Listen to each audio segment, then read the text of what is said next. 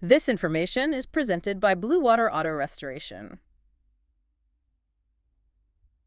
Welcome back. This is week 8 of the 2026 Bluewater Auto Restoration podcast. We release new podcasts every Saturday morning. It is good to be back. Today we're opening up a topic that I think sits right at the intersection of industrial history, family dynasty, and for our listeners who are deep into a build right now, absolute mechanical necessity. Yeah, that's a good way to put it. We are doing a deep dive into Fisher Body. Fisher Body. It's a name. I think everyone knows it, right? You see the badge on the door sill of a Chevelle or a Cadillac. That little Napoleonic coach emblem. Exactly. That little coach, and you just step over it. You step over it to get into the driver's seat, yeah. But I think for most people, it's just a trim level or, maybe just a brand name GM slapped on the car to make it sound a little fancy. That is the massive misconception. It wasn't just a badge. It was an empire. Yeah. I mean, it truly was. And more importantly, for the people listening to this who are actually cutting metal. Welding floors, yeah. Welding floors or trying to align a door gap on a 69 Camaro, Fisher Body isn't just a brand. It is the architecture of the car. It's the skeleton. It is the skeleton, the skin, and you could argue the nervous system too.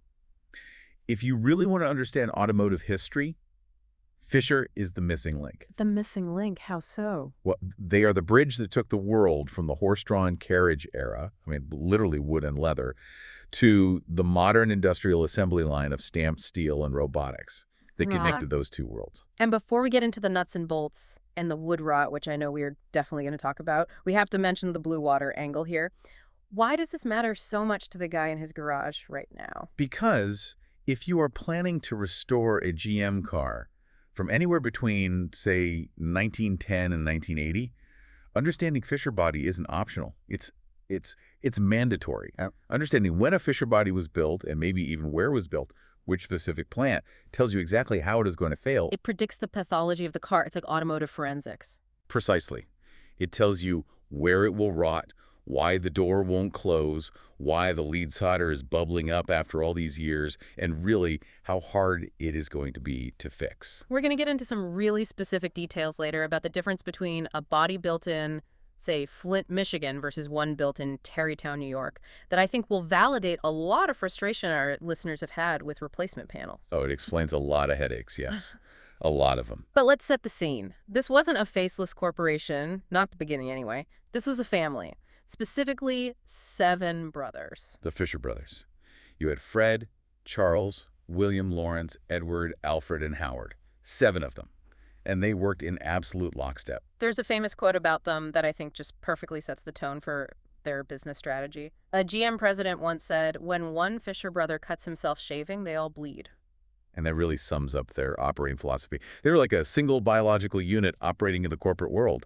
You have to imagine early 20th century Detroit was a Shark Tank. You had Ford, you had Billy Durant, you had the Dodge brothers. It was absolutely cutthroat.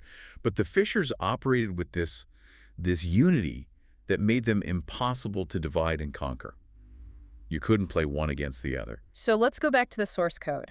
Where did they come from? They didn't just appear in Detroit with a massive factory complex. No. Not at all. They're from Norwalk, Ohio, and their background is absolutely critical to understanding why their cars were built the way they were. Their father was a carriage builder. Okay, so they were deeply embedded in the horse and buggy trade. This wasn't new to them. Deeply. They learned the trade the old-fashioned way. They knew wood. They knew how to steam bend ash. They knew about varnishes, leathers, tufting, all of it. The 2 eldest, Fred and Charles, they were the trailblazers. Right. They came up to Detroit in the early 1900s to work at the C.R. Wilson Company. And C.R. Wilson was doing what, exactly? They were making carriage bodies, but they were just starting to dabble in these new horseless carriages. And Fred and Charles saw the writing on the wall immediately. They saw the future. They did. They realized that the engine guys, the Fords, the Olds, all of them, they were engineers. They knew how to make explosions turn wheels, but what they didn't know how to make a comfortable place for a human being to sit. That's a great distinction. An engine is engineering. A body is furniture that moves at 40 miles per hour. That's it exactly. So on July 22, 1908, Fred and Charles founded the Fisher Body Company. They started with a capitalization of $50,000. Which, adjusted for inflation, is some serious seed money. That's not a small startup. It was substantial. And it was initially funded by their uncle, Albert Fisher. But interestingly, Albert got cold feet pretty early on and pulled out. No way. Yeah, he thought the automobile was just a bit of a fad, a passing craze. Oops. That's got to be one of the bigger oops moments in financial history. A very big mistake, yes. But the brothers pressed on. And eventually they brought in the other 5 brothers. And this is where that 7 dynamic you mentioned comes in. I mean, you can't have 7 CEOs, right? That's a recipe for disaster. So how did they divide the labor? How did that work? They specialized. They each found their lane. Hmm. Fred was the eldest, so he was operations and production. He was the guy figuring out how to make things fast and efficiently. Charles was more the artistic one. He focused on design and style. Okay. Lawrence was the salesman. He was the energetic one out there landing the big contracts. They all had their role, but they moved the whole machine in the same direction. Always. And that direction led them to a massive, massive gamble in 1910. The closed body revolution. This is really where the Fisher legend begins, isn't it? This is the pivot point. You have to picture a car in 1908 or 1909. It's an open touring car. Maybe it has a folding fabric roof, kind of like a tent. Right, but you're basically outside. You're completely outside. If it rains, you get wet. If it's cold, you freeze. Driving was a fair weather hobby. It was a seasonal activity. You put the car on blocks for the winter. Correct. Now, the market wanted closed car sedans, coupes with real glass windows and solid roofs. But there was this massive engineering problem standing in the way. The roads were atrocious. I mean, deep ruts, mud, rocks. The chassis of these early cars were just flexible ladder frames. They twisted and flexed as they drove. Okay. So if you bolt a rigid wooden box with glass windows onto a chassis that is twisting like a pretzel, what happens? The glass shatters and the wood cracks. The body is literally fighting the frame. Exactly. It shakes itself to pieces. But in 1910, Fisher Body went to Cadillac and said, we can do this. They secured a contract for 150 closed bodies. This is a huge, huge risk. If those bodies failed, the company was done. So how did they solve the physics of it? What was the secret? They had to innovate structurally. They had to build a body that was strong enough to hold its shape, to keep the door square, but had enough give or isolation to not just snap when the chassis flexed underneath it. So they were applying old-world carriage building techniques to a new-world problem. That's it. They applied advanced carriage joinery to automotive stress loads, and they pulled it off. Suddenly, driving wasn't just for sunny Sundays anymore. You could drive to the opera in the rain and arrive dry. It fundamentally changed what a car was for. Completely. Just a quick reminder to our listeners, if you're enjoying this deep dive, check out the BlueWaterAutoRestoration.com website. We've got a lot more content there, including some diagrams of the joints we're about to discuss. Oh, those are really helpful to visualize this stuff. For sure. Also, you can find our podcasts on Spotify, YouTube, Apple Podcasts, or SoundCloud. So let's get into the how. For the restorers listening, this is what we call the era of wood, which is roughly 1908 to 1912. Right. Because when we say Body by Fisher in 1910, we are not talking about stamped steel yet. We are talking about carpentry. High-level carpentry. Yeah, that's the perfect term. The framework was essentially a complex cage made of hardwood, usually ash or maple. Okay, why those specific woods? Why not something like oak or pine? It's all about the grain structure and the properties of the wood. Ash and maple are remarkably elastic. They can absorb vibration and shock without splitting. Oak is very strong, but it can be brittle under shock loading, which is exactly what you get on a bumpy road. And pine is just too soft. The screws would pull right out. Ash was the perfect compromise. It held fasteners, screws, and nails very, very tightly, even when the car was bouncing down a dirt road. So the structure is all wood. What's the metal on the outside then? The metal was just a skin. It was literally nailed or tacked onto the wood frame. It provided almost no structural strength at all. So it's just decorative and for weather protection. It was just there to keep the rain out and look shiny. That's it. And this brings us to the first major headache for the restorers in our audience, what you call the inside-out failure. This is the silent killer of early cars. You can look at a 1912 Cadillac, and the paint might look decent, the metal might have a little surface rust, but it seems solid. But underneath that metal skin, the wooden skeleton has been trapping moisture for 100 years. So it's basically composting inside the door skin. It is. The wood rots away. The mortise and tenon joints, which is how they connected all the timbers, they get loose as the glue turns to dust. So suddenly your door starts to sag. The roofline collapses just a little bit. The cowl starts to flex when you hit a bump. And you can't just weld a patch on that problem. No. You have to be a cabinet maker. You have to strip the metal skin off, completely rebuild the wooden frame with the correct joinery, often with complex compound curves, and then reskin the whole thing. It is a massive undertaking. Wow. And then just to make things more complicated for everyone, we hit the transition period around 1913 to 1915. Right. So Fisher starts realizing that wood alone isn't quite enough as engines get faster and the forces get higher. So they start adding steel reinforcements. So they're hybridizing the structure. Exactly. They'll put steel brackets on the door sills. They reinforce the windshield frames with steel. Maybe put some steel around the firewall. This sounds like a good thing for durability, in theory. It is a good thing for the original owner, yes, Hmm. but it is a nightmare for the modern restorer. Why is that? Because this was a transitional phase. Right. There was no industry standard yet. They were figuring it out as they went.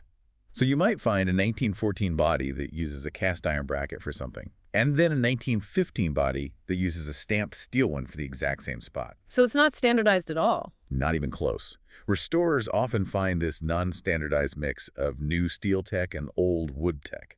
Sourcing parts for these cars is nearly impossible because they were changing the recipe every 6 months. So you're essentially an archaeologist at that point. You're not just restoring a car. You're excavating a moment in engineering history. You really are. You are documenting how they figured out how to build a car in real time, one body at a time. Okay, so let's move to the next phase, the industrialized era. Around 1916, things start to change dramatically. Fisher isn't just a big workshop anymore. It's a giant. It's a behemoth. By 1916, they're one of the largest body makers in the world. And this is where they introduce a concept that changes everything, the jig. Standardized jigs. Explain what that meant for the production line. Before this, every single door was hand-fitted to every single opening. You couldn't take a door off one 1912 Cadillac and put it on another one. It just wouldn't fit. The gaps would be all wrong. The gaps would be wrong, the latch wouldn't line up, nothing. But Fisher brought in these precise manufacturing jigs, these big steel frameworks. Now, a door from one car mostly fit another car of the same model. Mostly being the operative word there, I'm sure. Well, hey, compared to the hand-hewn days, it was a revelation. It allowed them to scale up production massively. And that scale attracted the biggest shark in the water, General Motors. This is the 1919 deal. Billy Durant is running GM. He sees Fisher Body and he wants them. He needs them. He desperately needs them. GM is growing like crazy, but they are constantly bottlenecked by bodies. They can build engines all day long, but they can't get bodies fast enough to finish the cars and sell them. So he makes them an offer. He does. GM buys 60% of Fisher Body for about $27.6 million. That is a staggering amount of money in 1919. It is. But the cash isn't even the most interesting part of the deal. It's the contract. The Fisher brothers were incredible negotiators. They were smart. Very smart. They secured a 10-year cost-plus contract. Let's break that down for the listeners. What exactly is cost plus? It means that Fisher supplied bodies to GM at their manufacturing cost, plus a guaranteed 17.6% profit margin on top of that. Wow. So they literally couldn't lose money, no matter what. It was a license to print money. If the cost of steel went up, GM paid it. If labor costs went up, GM paid it. And Fisher always got their 17.6% on top of everything. That's an incredible deal. It was. And that guaranteed cash flow allowed Fisher to expand explosively. By 1924, they had 44 plants and 40,000 employees. But this era, let's say 1919 to roughly 1925, also introduces some very specific technical weirdness. We call it the composite era. Or as restorers call it, the headache. Why is it such a problem? Yes. What makes it so difficult? Well, because they had all that capital from GM, they started buying these huge stamping presses. So they could make more complex steel shapes than ever before. Okay. So inner steel door shells began replacing wood frames. Roofs used composite structures. You'd have steel rails with wooden bows in the middle. That's a hybrid of wood and steel. That's a hybrid. And hybrids, as we know, can age very poorly. You have wood, which is organic. It shrinks when it gets dry. It swells when it gets wet. Right. And you have steel, which expands when it gets hot and contracts when it gets cold. They're moving at different rates. They're fighting each other. Constantly. It is a symbiotic structural failure. If the wood shrinks, the steel skin becomes unsupported and eventually fatigue cracks from vibration. If the steel rusts, the moisture wicks into the wood and rots it out. So one problem just feeds the other. Exactly. And there's one more villain in this era, right? Lead. Oh, the lead solder. From about 1923 to 1925, as they moved to more and more steel, they had a lot of seams. They didn't have the technology to stamp a whole roof or a whole quarter panel in one piece yet. So they'd have to join pieces together. Right. They would spot weld panels together and then slather the seam in lead-based body solder to make it look smooth. Which looks great on the showroom floor. It Flawless. looks perfect. Right. But lead is porous at the microscopic level, and the flux they used to apply it, which was often acid-based, is incredibly corrosive. So moisture gets trapped under the lead. Oh, wow. So you'll see a car that looks perfect on the outside, but if you strip that lead away, the steel underneath is just Swiss cheese. We call it hidden corrosion. So if you're looking at a 1924 Buick, don't trust the paint. Never trust the paint on a composite-era car. Bring a magnet and look very, very closely at the seams for any signs of bubbling.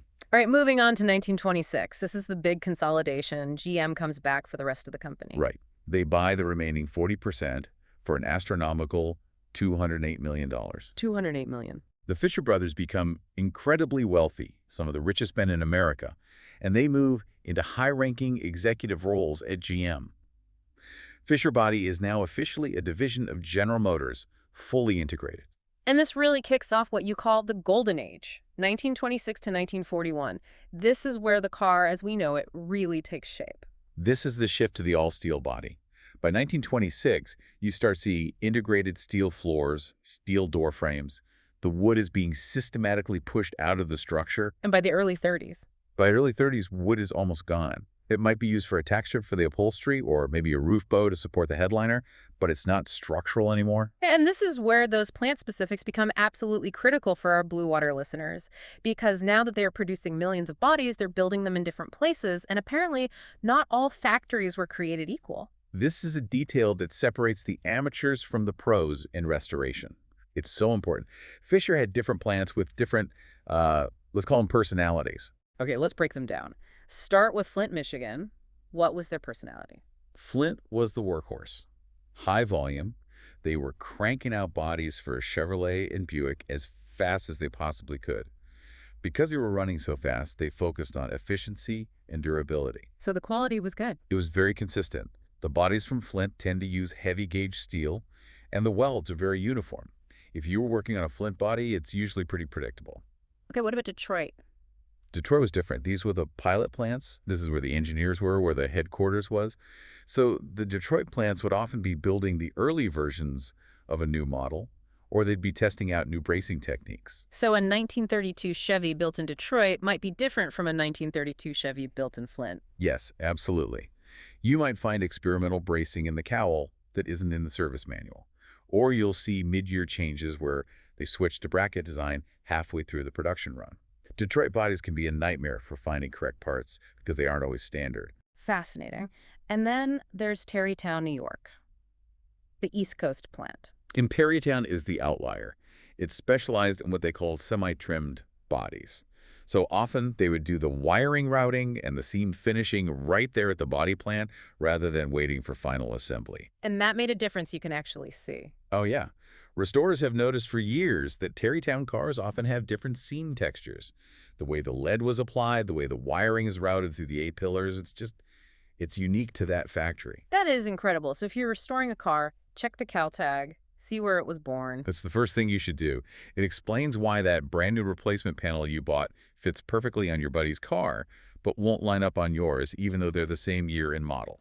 Now, in 1935, we get perhaps the biggest innovation in body history, the turret top. The turret top, yes. Yes. This was the holy grail of body engineering at the time. Before 1935, most cars had a fabric insert in the roof. Right. It looked like a sunroof that didn't open. Exactly. And that was because the steel presses weren't big enough or powerful enough to stamp a whole car roof in one go. And that fabric insert leaked. And it was very weak structurally. So what was the turret top? In 1935, Fisher Body unveiled the turret top, a solid one-piece steel roof, stamped from a single sheet of steel. Why was this such a big deal? I mean, beyond not leaking. Structural rigidity was a massive leap forward. Suddenly, the car is a solid shell, a unified structure. Rollover safety went through the roof, pun intended. Ah, right. And it allowed for sleeker, lower designs because the roof itself was now a stressed member holding the entire car together. It wasn't just a hat anymore. But as always, every solution creates a new problem. Talk to me about the sound deadening. Yes. A big hollow steel drum, which is essentially what a turret top car is noisy, it resonates, it booms. So to fix that, Fisher introduced these thick, asphalt-impregnated mats that they glued to the floors and the inside of the roof to kill the sound. And what does an asphalt-impregnated mat do over 80 years? It acts like a sponge. It absorbs moisture, it traps condensation against the steel floor. So while the turret-top cars are structurally stronger, the floors are almost always rotted out because that sound deadening has held moisture against the metal since the Truman administration. That's a great tip. If you have one of these cars and it still has those original mats, pull them up and check underneath. Absolutely. Don't assume it's fine just because the carpet is dry. So by 1941, we have a mature all-steel car. It's wider, lower, it has safety glass all around. The no-draft ventilation, those little triangular vent windows appeared. Yeah. These 1935 to 1941 bodies are essentially the strongest pre-war bodies ever made. Right.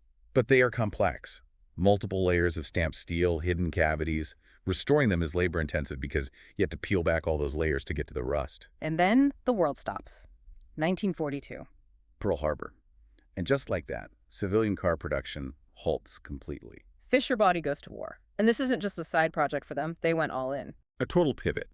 They became a core part of the arsenal of democracy. They weren't building Chevys anymore. They were building M4 Sherman tanks at the Grand Blanc Tank Arsenal.